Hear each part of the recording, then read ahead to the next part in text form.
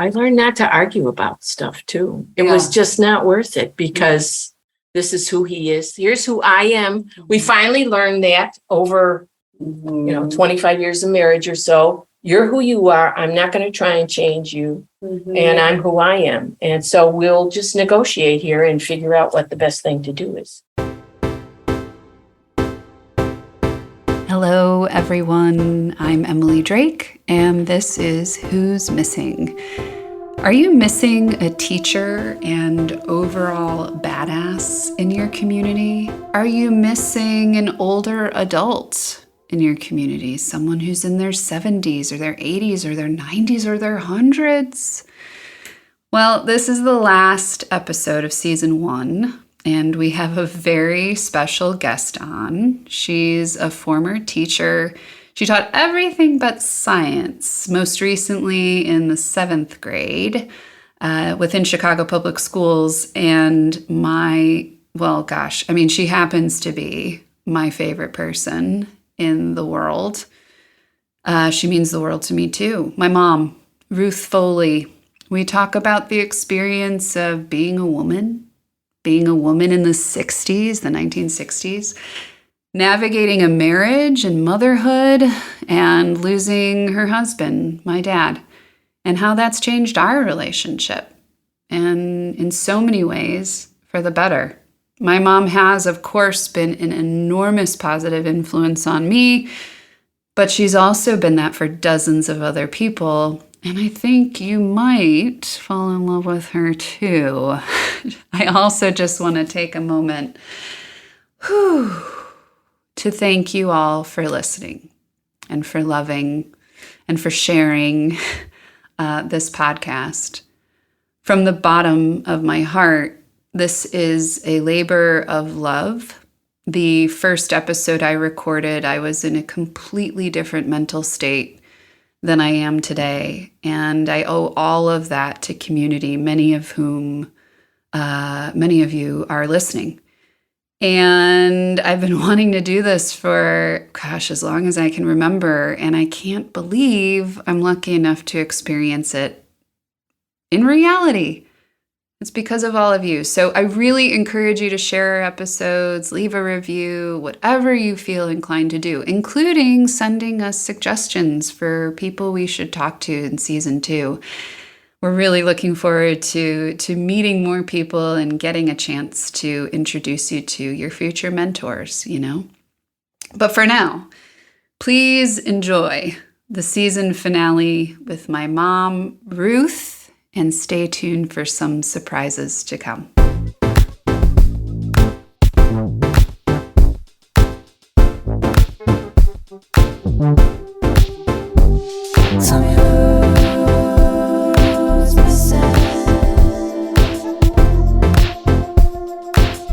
This is a new experience being interviewed by your daughter, so it's a little strange, but yeah. When I was thinking about who to talk to for, I think I'm very lucky because I have a mom that I like. Not everybody has a mom that they like, and not everybody has a mom that likes them, True. How would you say our friendship has changed as I've become an adult and as you've become who you are? You've become more aware, I think, the older you get. I mean, now I'm always astounded at how smart you are. I mean, Dad and I tried really hard and talked a lot about how we wanted to make sure you would be independent, and you were always a good student and whatever, but you come up with things and how did she know that? Maybe it. You've become more tolerant. I've become more tolerant. I think that happens as you get older. Like picking the argument becomes, oh God, I don't want to argue. It's not worth it. You just get smarter about it. But yeah, I enjoy your company. I mean, you're well read, you know people, you have great friends, you do things. It's interesting to be around you. So I think we've both just grown comfortably old. Yes. I agree, because I could say all the same things about you, well-read, great friends, all of those things. I want to hear about the scholarship committee. How did you get involved in it? And what does it mean to you? I got involved in it because of a friend, Marge Lyon, who told me about the 19th Century Club. And at the time, I was fed up with volunteering with the senior center. They started treating me like an employee, like, could you do the phones for an hour? And it's like, no, I didn't like that. So I quit volunteering at the senior center and I decided to join the 19th Century Club. And the first thing that came up on one of the first things I was at was that here's the committees and we would love to have you get involved in the scholarship committee, since it was mostly ex-teachers on it anyway. But this is just perfect for me. Everybody works so hard and I'm astounded how creative they all are. We're all committed to raising the money and having these kids have as good an experience in college as they can. And the kids are just really smart. Mm-hmm. Did you always know you would go to college? I was always encouraged. Mm-hmm. My dad was one of those men who back in the 60s said, oh, you could be whatever you want to be. At the time, I didn't think so. Mm-hmm. But that's what he said. And to do that, you have to go to college. And I knew from early on that I would be a teacher. Mm-hmm. At the time, teaching was one of the things where you could be a professional woman. Mm-hmm. At the time, you could go into nursing or be a teacher. Otherwise, you'd be a secretary, a receptionist, or whatever back in the 60s. So, yeah, I had it in my head to go to college from a young age. And I know you did, because we pumped you up with, well, when you finish college, Emily. So you always knew you wanted to be a teacher. How did that come into your consciousness? How did you know? I had so many terrible teachers that I really figured if I really studied, I could do a better job. Instead of just writing the questions on the board and having them copy the questions and go through the book and copy the answer from the book, I bet I could do this some other way, because this is really boring. There was no discussion. There was little interaction, very little talking. So it was in my head, there has to be a better way to do this. Yeah. So there's a through line always for me. I think you're a teacher. It seems like when you become As a are teacher. You. Yes. In a way. We've had this conversation. We have had this conversation, despite your invitation to not be a teacher. A demand. Yeah. No cop, no teacher. Yeah. Otherwise, I don't care. Yeah. So say more about why you didn't want me to be a teacher. Because look at the state of the world today. Yeah. When I started teaching in the 60s, I was one of those kids. I was going to change the world. And of course, I found out really soon with the Board of Education that's not going to happen. So I had to go about doing what I was doing with clandestine things, And fortunately, in the system I worked in, once the door was closed, hardly anybody ever checked on me. So there were things that I made happen that, of course, was not part of the board's curriculum, but seemed to work for me and my students. Like what? What would be like? There was a time where we were doing this thing, Distar, and there were all these charts, and we had workbooks with worksheets with dialogues in it, and they repeated things. And I go, what the heck is this? So instead, I had little bins of books at a third grade, fourth grade, fifth grade level, and we would have little reading times and actually read the books. We would also use the reader and other things. But, on that chart, at the end, they would pass the test. So, we did this activity.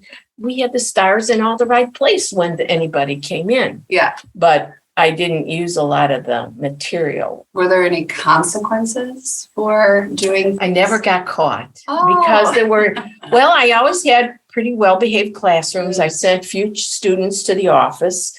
So principal, pretty much, other than they were required to come in and observe once or twice a year. Other than that, pretty much people left me alone.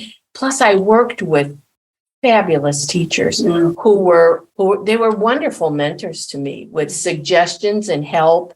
And when I was my first couple of years teaching, I will always remember a number of them who with naughty children, send them to my class, send them to my room. Don't send them to the office. I'll talk to her or I'll talk to him or what. They were very, very helpful. And my first school, it was a really close community of teachers. They were really good. Yeah.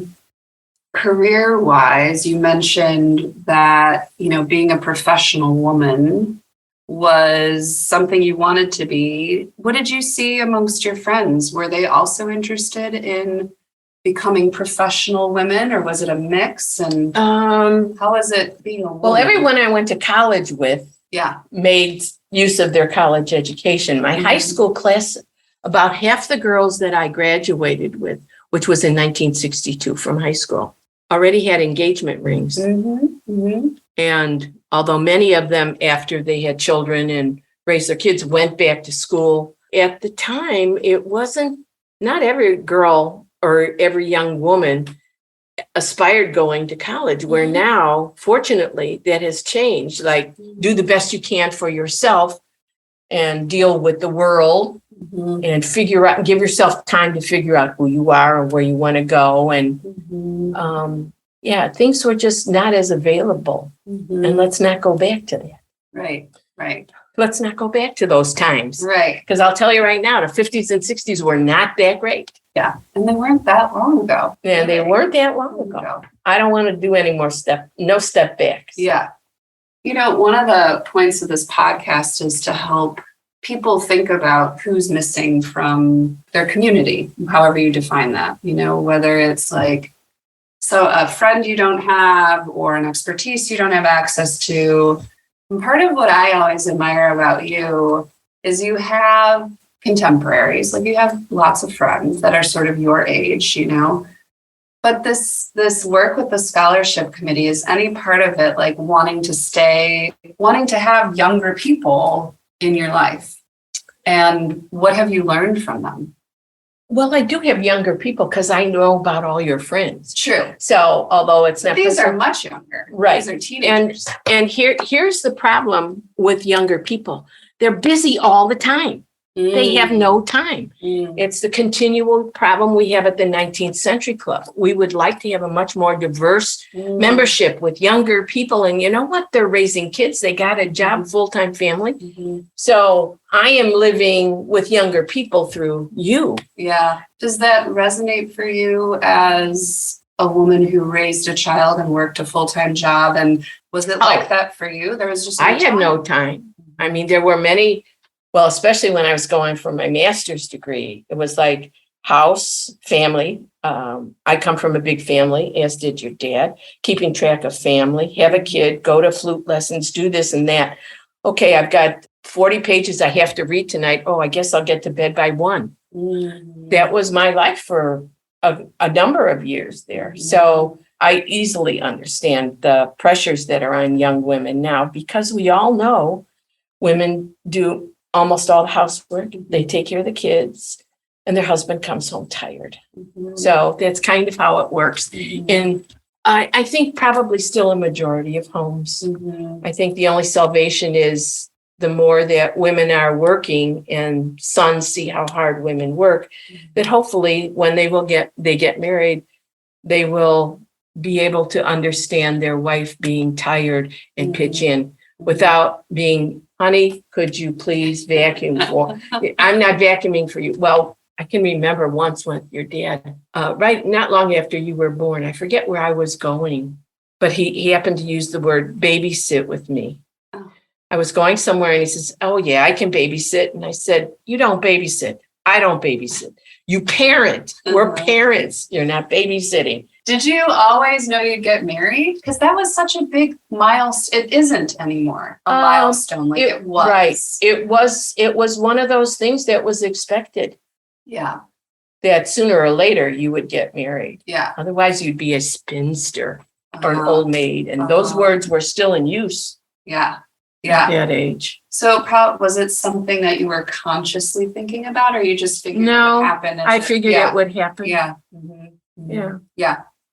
And dad, my experience of dad was that there was parity, there was equity. Oh, yeah. He handled so many things that I didn't have to worry about. Yeah. And that understanding came about organically, I think. Yeah. I'll take care of this and I can do this and that and this, and you can do all that. And then I don't have to worry about it. Yeah. So you didn't have to sit down and talk about it. No, I don't just remember sort it of ever. happened. That was not one of the conversations. That was nothing we really argued about. What did you argue about? Because there's usually a couple arguments that you just keep coming back Right. to. Often about money. Mhm. It was always, what to spend money on and what not to. Sometimes about how much work he did, which, I thought I worked a lot. But as we got older, I learned not to argue about stuff too. It was just not worth it because this is who he is. Here's who I am. We finally learned that over, 25 years of marriage or so. You're who you are. I'm not going to try and change you. And I'm who I am. And so we'll just negotiate here and figure out what the best thing to do is. So how do you decide what to accept and what to fight over? How do you make those decisions? Because I hear you. No. Well, the older I got, the fewer things really aggravated me. Yeah. It was like, this is not worth it. Well, we know cars. Did I ever argue about him getting a new car? No. I learned very early on, do not even talk about cars. Don't even do it. Oh, you need a new car? Buy. Yeah. Let me know what we're going to buy. Yeah. So that's it. Yeah. Stuff like that. My experience was, that you both sort of took care of the house together. There were times growing up where maybe dad was more in the foreground than you in terms of parenting in our relationship. But I maintain that it's horrible that dad died. But one of the best things that he left us was a chance to become friends. That's my experience. Like when I talk about it, and I talk about you, I think about that I didn't really know you until dad died. Dad to me was such a larger than life. Oh, and it was so important to me that presence. you and he, I know how important my relationship was my father, because my father, not my mother, was the one that's, you can do whatever you want to do. You're smart enough to do it. You can do whatever you do. And, my older brother didn't help with the grass. I did, because it gave me a chance to be with my dad, that kind of stuff. I really wanted you and him, and we had talked about this, how important it was for a young girl to be told she's smart, she's capable, not she's pretty, but she's smart, you're capable. Look at what you did. Oh, that was great. All of that is really important for you to hear, or for a girl to hear from a father, not from your mother. Because I'll tell you right now, I'm sure you noticed the change in discipline and stuff around the age of 12 when you got really bitchy. And I said, I can't do this anymore. She's all yours for now. You talk to her. Because there was a respect that you had with your father that I no longer had. And I think it was partly because we're women and blah, blah, blah, blah. So it was a hormone thing or something. I don't know. Yeah. Did you find that with your dad and your mom? Like, did that Oh, change? gosh, my dad died so young, and so did my mom. Yeah. How old were you when they died, though? So like when you were a teenager, who did you go to? How did they parent you? Well, I only got the talks if I did something wrong, and then my dad would lecture me. But yeah, I talked to both my parents. I think by the time I was a teenager, I don't think I had a really close relationship with either parent during my teen years. Yeah, because I was doing my own things and breaking away from parental control. Yeah. And I was I had gotten so involved by my sophomore year with trying to figure out the world and who I was. And I gave up on religion when I was 16. We had discussions around the table about all that stuff. We had political discussions around the table. I was trying to decide, am I a Republican or a Democrat? Do I go to church or not? What do I believe? What don't I believe? So I think I talked to friends a lot. I don't remember, other than at the dinner table, talking to either of my parents about what was really going on in my head, trying to figure out who I am. Right. Now that I'm 43, you're 78, we've got this 35-year split between us, that as a woman and as an adult woman, I was able to kind of cultivate admiration for you. But there was just, I think Dad was he was a presence that was really big. And I wonder about, like, in a family of 3. It was you and him against me all the time. Once you hit like 10, that was it.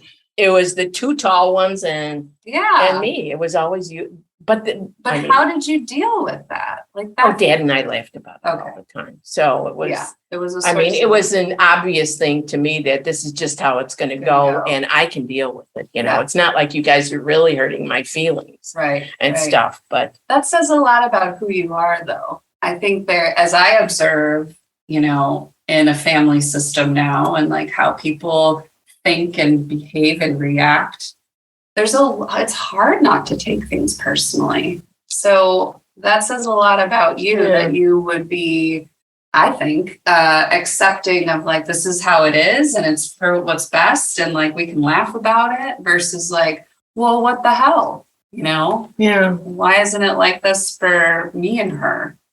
And that's what I was saying, like when Dad died, that's when I really felt like I got to know you. Now I'm like, my mom's my best friend, which is, I feel really grateful to be able to say that. Well, there are a lot of families that live in strife all the time. Yeah. And I never had that sense in our triangle. Yeah. That it was continual strife and argument. No, that never happened. So college was something that you knew you would do. Teaching was something you knew you would do. Right. Getting married was something you knew you would do. And then having children was not something. Now, when we first got married, you thought you would do. Well, if you work with children all day, the thought of coming home to working with more children was, I think, for both of us, really overwhelming. Yeah. Yeah, it was just too much. And there were things that we wanted to do. We wanted a home and we wanted to travel. And, we both came from families that on limited incomes, and we wanted a chance and an opportunity to see the United States, not just Wisconsin. Mm-hmm. So we had plans to do some things. Yeah. Yeah. I mean, there's many of my friends who have children, but there's a couple of my friends who don't. And that's fine. In this day and age, it's fine. Yeah. You get to decide. Mm-hmm. Do you think it's like when you made the decision, because all of these decisions are considered like milestones in our lives, right? Do you think it's like a decision and you don't ever look back or doubt or regret it? Or do you think that the decisions like those are complex? It's like very complex. Right. Very complex. Right. I mean, the one thing I knew, because I had heard this from my older sister, is that you never stop being a mother. So if you're going to have a kid, you got a kid the rest of your life. This is never going to change. You will always be a mother. And my older sister had 6 kids. So this was a very scary, to be responsible for another human being for the rest of your life. Yeah. That's a lot. Yeah. That's a lot. It's a big responsibility. How did you then, so you're raising me and going to work full time and Dad's working full time, and then you make this decision to get a master's degree, which, I don't know if that's something that your peers were also doing, but at the time I remember you sitting at the dining room table working really hard. How did you make that decision? I felt I was getting stale. I was reading journals and, I would get the teaching magazines and so on, but I needed some fresh blood. I needed some other people that were in the same situation and looking for something new. So that's really what did it. It was like, I had taken classes and seminars, every summer I took a class somewhere, or a writing thing, or what's new in education. So a class here, a class there. Plus it was all those extra classes was one of the ways you could get a raise in salary. Yeah. If you had so many hours, you went up to the next step in salary.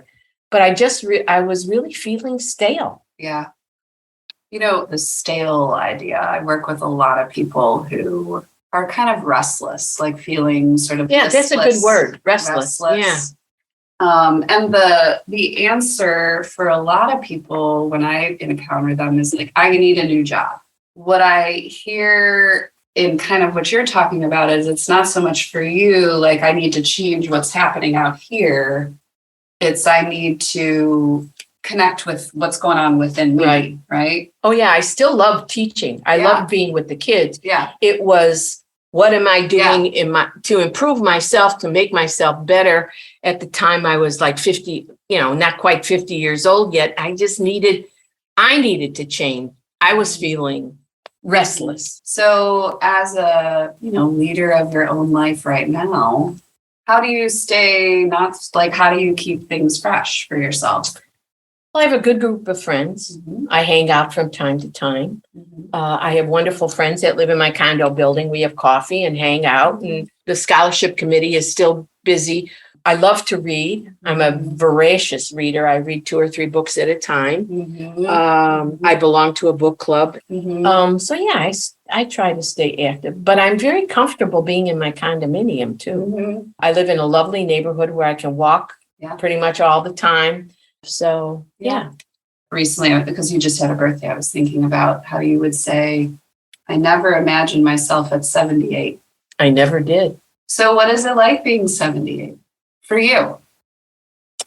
Kind of like being 77.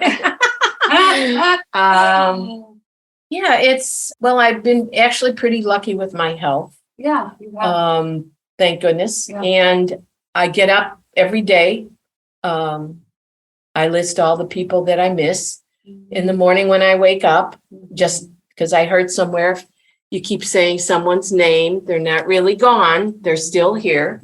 I flex my knees because I have 2 kind of lousy knees right now.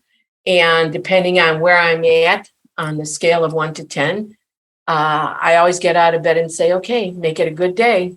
And I try and do that, and if I'm feeling bored at home, I can always go for a walk outside or sit in the courtyard or make a phone call. And so 78 is pretty good, actually. Have you thought about how long you want to live? No. Because there's some people who are like, I want to live forever. No. I've read books about people who don't age and, the Dorian Gray thing. And no. Yeah. I don't want to live forever. I think it is interesting to talk about end of life. Arnie and I were actually walking through St. Adalbert's Cemetery, which is a great place to contemplate life and death. Life and death. And I asked him, it was early on when we were dating, and I said, if you died today, like, is there anything that you feel like is undone? No, not for me. Mm-hmm. I've had a wonderful life, a very lucky life. Mm-hmm. Over the years, and for as long as I've lived, I've talked to a lot of people who make me cry about how they were raised or the life they've had. I mean, I had loving parents. There was always food on the table. I knew my parents cared about me. Mm-hmm. I married a wonderful man. I have a fabulous daughter. Mm-hmm. I have a good circle of friends. I've traveled. I had a really good job that I really loved. I've had a wonderful life, and I wouldn't change anything. Mm-hmm. Yeah, it's sort of a powerful, again, I'm thinking about, the people who might be listening in a place of just, not even just restlessness, but like despair, like things are not going how I want them to go. And I know you've had moments like that. Everybody because does. You're human. Yeah, there are moments of where you're at the bottom. You're just at the bottom in grief or pain or sorrow or something. And though that happens to everybody in life. Yeah. And what I hear when you talk is like, you always keep the bigger picture in mind, that this is a part of what's happening. It's not the defining moment. I'm even thinking when you and I spent so much time together earlier this year, as I was going through my mental health crisis. And, I joke, but it's true. It's like, if you're in crisis and you like your mom and she's alive, that's where you're going to go. Right. You're going to go to your mom. And I remember when I was just really, really in it, there was just a sense about being with you of like, this is part of the picture. This is not the whole picture, which I think is the beauty of having someone who is in their 70s and in their 80s in your life, because you have the wisdom of like, just hold on, because you're going to come out of this, you know? What got you through? You mentioned the master's time, just being a really Oh, I was so tired. so tired. I'm so tired all the time. Yeah. So what do you do? How? I mean, I don't know that there's any like. There's no magic answer. No, you for just that. do it. Yeah. So I would, that's it. You get up and you put one foot in front of the other and you go to work and you do the best you can. And I would really crash on the weekends. A lot of times I can remember sleeping past my usual 5:30 or 5:45 on the weekends and stuff. yeah, Yeah, I just, that whole thing is really kind of a blur in my head. I just remember being tired all the time. Yeah. What's it like being the parent of an adult child? Easy. It's easy. Yeah. It's easy. Yeah. I don't know if it's easy for everybody, Yeah. but you're a wonderful person to be around. I mean, you're uplifting and you're fun and smart. And so, yeah, it's good to be the parent of an adult. You have a pretty, I would say, educated and widespread point of view about like what's going on in the world. And, you know, some of the activism that I've really calmed down on, to be honest with you, but that I participated in a couple of years ago, I credit, you know, just my desire to like want to do something from watching you, you know, wanting to do something. How powerless do you feel these days? Oh my God.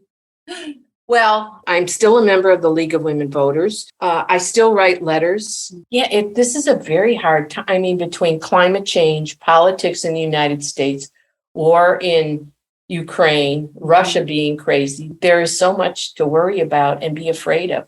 And I survived 1968 with assassinations and everything else and the civil rights movement and all that was going on there. But it's a very scary time to be alive. It's enough to scare me.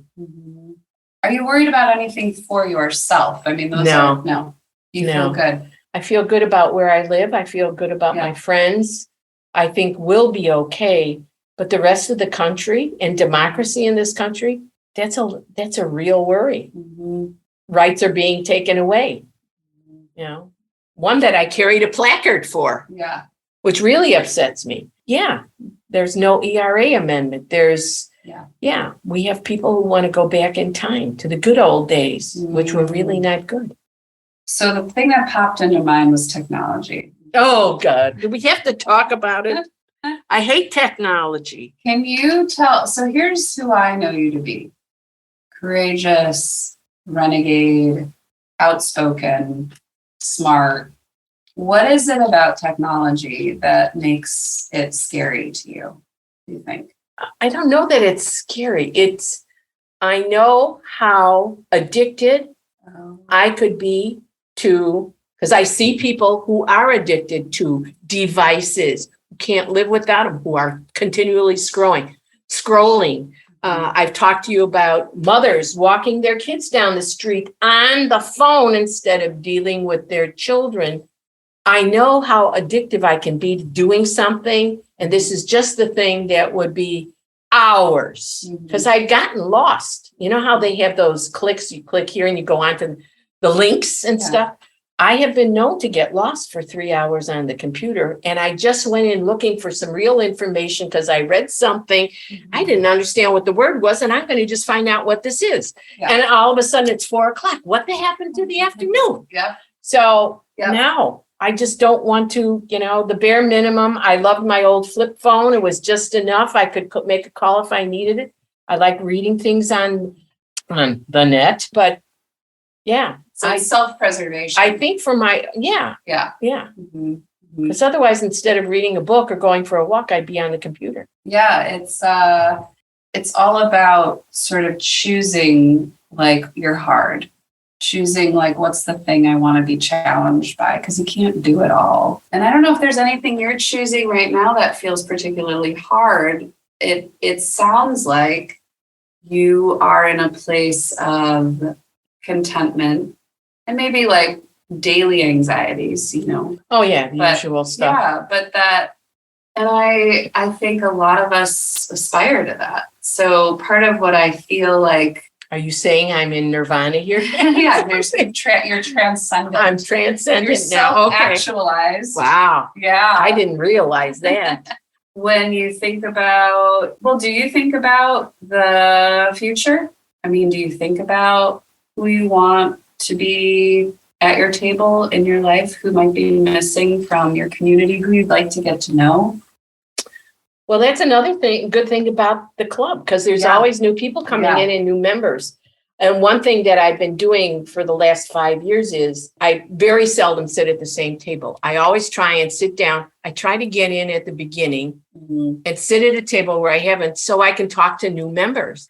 Is there anything, as we kind of wrap up here, is there anything you'd like to share with the audience about maybe the club or something else? Can I beg for dollars? Sure. Well, I mean, this won't be released for a little bit. Yeah, so well, it's not- hey, I take money anytime for the scholarship committee. We've got to raise $34,000 yeah. this year to I mean, support our why kids. not share a little bit about the 19th Century Club and what it means to you? And if you want to, you don't Oh. have to. Well, the 19th Century Club has been here since the 19th century. I keep waiting for them to change the name to the 21st Century Club. But it's a charitable organization. We have a wonderful building here in Oak Park, which we give at very moderate prices to other not-for-profits in the community. We have fabulous programs every Monday on everything from literature to history to science. Every Monday, we have a fabulous chef that helps run the banquets and stuff, so that our ballroom and other facilities in the building are rented out, which is how we make money. Yeah. And we're always interested in new members. Great. Well, And I'm begging for dollars for the scholarship committee. Send me a check. I think to close, it'd be interesting, just, so much of what I believe is, and you said this, it's like, even with your classroom work, I have to do it the way that makes sense to me.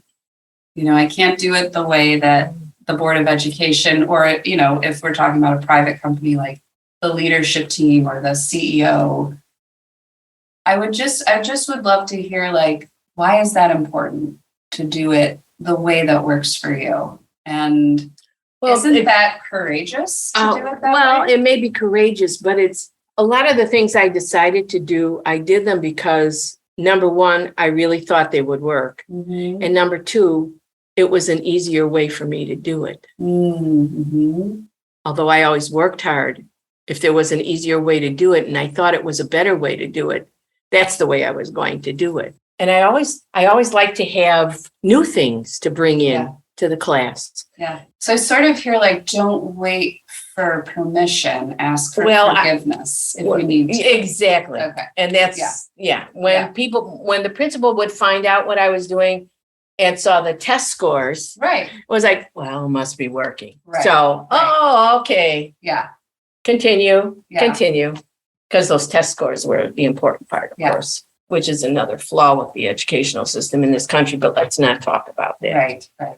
So, okay. Well, I am so grateful that we got a chance. Well, I'm not nervous now. Well, yeah. Oh, that's okay. my job, is to help you relax a little bit. Jesus. No, as I said, feel very grateful that we have a friendship. But I really also think, we so often look at people who've done what we've done to be our mentors or to be our teachers, And I think even if a listener doesn't have a relationship like we do, and ours isn't perfect either, but like with their mother, to connect with someone who's, has lived longer than you have, right? Yeah. And invite them into, like, a strategic conversation. Like, what do you think about this? I think that would be really cool. So I'm glad people got a chance to meet you. Okay, it was good to be here. Oh my gosh, my mom. We didn't always have the best relationship, sometimes fraught. And now to be able to call her a friend is truly, it's truly a privilege. So here are my 3 takeaways from my mom for today, because tomorrow I'll probably get another 3 takeaways from her if I'm lucky. It's not worth trying to change someone, especially in a relationship. Part of what I think relationships need more of is love and support. And that can't happen until you give that to yourself, So stay in your lane, clean up your side of the street. These are all invitations that Ruth Foley just gave us. Also, having a sense of humor and accepting situations for what they are. We heard in a previous episode with Elise this season, Elise Agnello, right? Don't be too precious about anything. And I think that's hard for someone like me who identifies as a highly emotional person. It feels urgent. It's like what I hear from my mom is like, pump your brakes and have a sense of humor. And then, she talks a lot about, in my conversations with her, about the future. And, that we've come a long way as far as parity between men and women. We still have a long way to go. And I think, in concert with her counsel of push your boundaries, learn something new, we got to keep going. We got to keep being uncomfortable. So off we go into the world of discomfort, but we go together. And thank goodness for that.